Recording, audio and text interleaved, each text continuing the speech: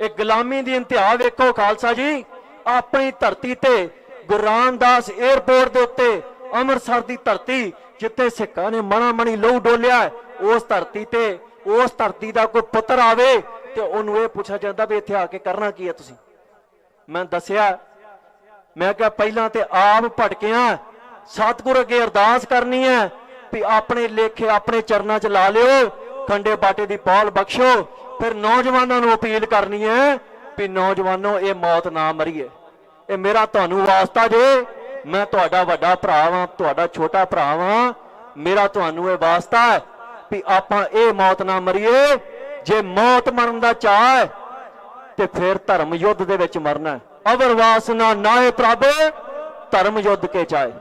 सतगुरु सच्चे पातशाह कहंदे सानू कोई वासना नहीं, कोई चाहत नहीं, एको एक चाहत है धर्म दा युद्ध छिड़िया होवे ते असीं भज भज के जाना वारीए। नौजवानों जे मरना है ते ये कोई मौत है नाड़ च टीका ला के मर जाना? ये कोई मौत है कि गड्डी तेज भजाली दे एक्सीडेंट च मारे गए? ये कोई मौत है कि किसे पिछे दुखी होके जहर खा के मर गए? जे मरना है ते बंद बंद कट के भी मरीदा, पर ओहदे च भी आनंद है। तुसीं दसो भाई मती दास नूं आनंद नहीं मिलिया, भाई सती दास नूं आनंद नहीं मिलिया, बंद बंद कटाउण वाले सिखां नूं आनंद नहीं मिलिया? आनंद सानू नहीं मिलता। अज भावें जिउंदे आ, सानू आनंद नहीं।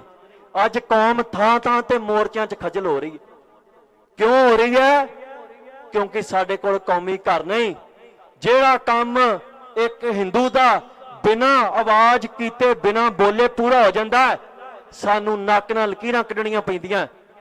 जिन्हां नूं सूबे बैठे बिठाया मिल गए, साडे पुरखियां ने 15 साल कोई जेल नहीं छड्डी।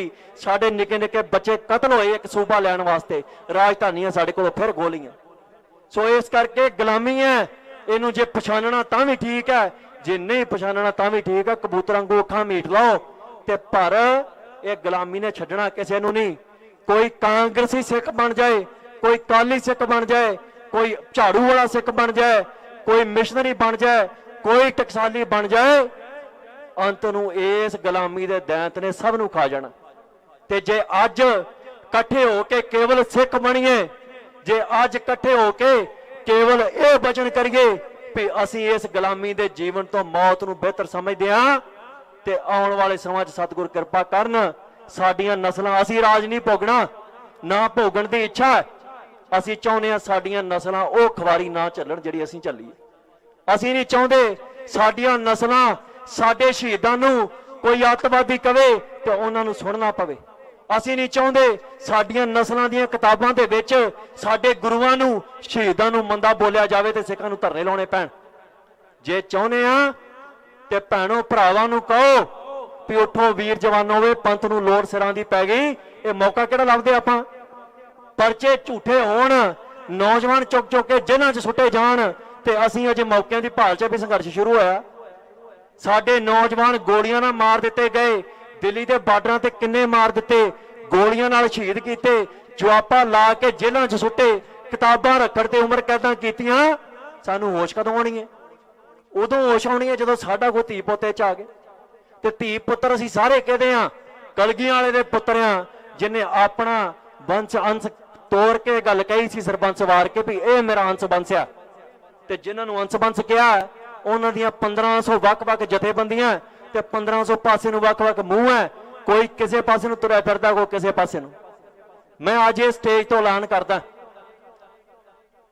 कोई सिख पंथक जथेबंदी मेरी धौण भी वड़ देवे, मैं उसकी मुखालफत नहीं करता।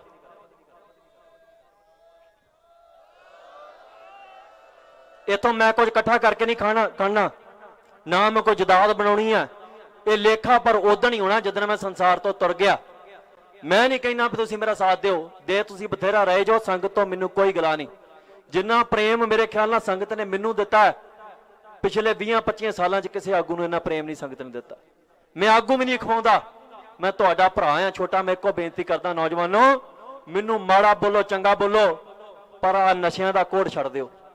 अज उस महान सिख की बरसी ते आए हैं, अज उस महान सूरमे दे पिंड आए हैं। ये वचन करो सतगुर दी हजूरी दे विच भी जिहड़ियां बजर करातां सिक्खी च लिखियां, जिहड़ा सतगुर ने क्या केसां दी बेअदबी नहीं करनी, नशे नहीं करने, ये सारा कुछ बंद करके ਖੰਡੇ ਬਾਟੇ ਦੀ ਪੌਲ ਛਕਣੀ ਜਿਨ੍ਹਾਂ ਅੱਜ ਛਕੀ ਹੈ ਉਹਨਾਂ ਨੂੰ ਪੁੱਛੋ ਉਹ ਸਤਿਗੁਰ ਦੇ ਸਨਮੁਖ ਹੋ ਕੇ ਆਏ ਨੇ। ਉਹਨਾਂ ਪੰਜ ਪਿਆਰਿਆਂ 'ਚ ਕਲਗੀ ਵਾਲੇ ਨੂੰ ਵੇਖਿਆ, ਕਲਗੀ ਵਾਲੇ ਨੇ ਪੁੱਛਿਆ ਪੁੱਤਰੋ ਜੇ ਧਰਮ ਦੀ ਖਾਤਰ ਧਰਮ ਯੁੱਧ 'ਚ ਸੀਸ ਵਾਰਨਾ ਪਿਆ ਵਾਰੋਗੇ? ਉਹ ਅੰਦਰ ਕਹਿ ਕੇ ਆਏ ਨੇ ਵੀ ਵਾਰਾਂਗੇ ਤੇ ਵਾਰਨਗੇ। ਜਿਹੜੇ ਸੀਸ ਵਾਰਨ ਦੇ ਚਾਹਵਾਨ ਨੇ, ਜਿਹੜੇ ਪੰਜਾਬ ਲਈ ਮਰ ਮਿਟਣ ਦਾ ਦਾਵਾ ਕਰਦੇ ਨੇ, ਉਹਨਾਂ ਨੂੰ ਪਹਿਲਾਂ ਆਪਣਾ ਸੀਸ ਕਲਗੀਆਂ ਵਾਲੇ ਦੇ ਚਰਨਾਂ 'ਚ ਵਾਰਨਾ ਪੈਣਾ। ਮਰੇ ਨੂੰ ਕੋਈ ਨਹੀਂ ਮਾਰ ਸਕਦਾ। ਜੇ ਮੌਤ ਦਾ ਭੈ ਖਤਮ ਕਰਨਾ ਤੇ ਚਲੋ ਪਹਿਲਾਂ ਕਲਗੀਆਂ ਵਾਲੇ ਦੇ ਚਰਨਾਂ 'ਚ ਮਰੀਏ, ਪਹਿਲਾਂ ਆਪਣਾ ਸੀਸ ਵੱਢ ਕੇ ਉਹਦੇ ਚਰਨਾਂ 'ਚ ਸੁੱਟੀਏ।